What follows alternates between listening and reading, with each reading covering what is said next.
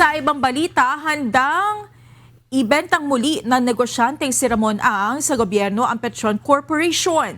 Sinabi nito na mas mainam pa kung bibilhin na lamang uli ito ng pamahalaan kaysa magpatupad ng price control. Patay ang gobyerno yan, $20-30 billion a year subsidy. Kaya ang ginagawa nga ng ibang bansa ngayon, dine-deregularize na rin yung oil industry nila para market force. If government is willing to come into Petron, I'm inviting the government to come in, invest in Petron. And they can take major stake for the whole company. I don't mind. Binigyan din ni Ang na hindi nila sasamantalahin ang krisis upang kumita lamang na mas malaki.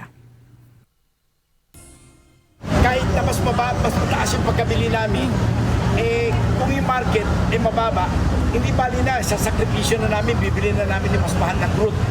So, lilit yung income. Para lang siguradong hindi tayo ma-run out of crude oil. Bukas rin anya siyang isapubliko ang kanilang records ng kumpanya upang ipakita kung magkano talaga ang kanilang kinikita.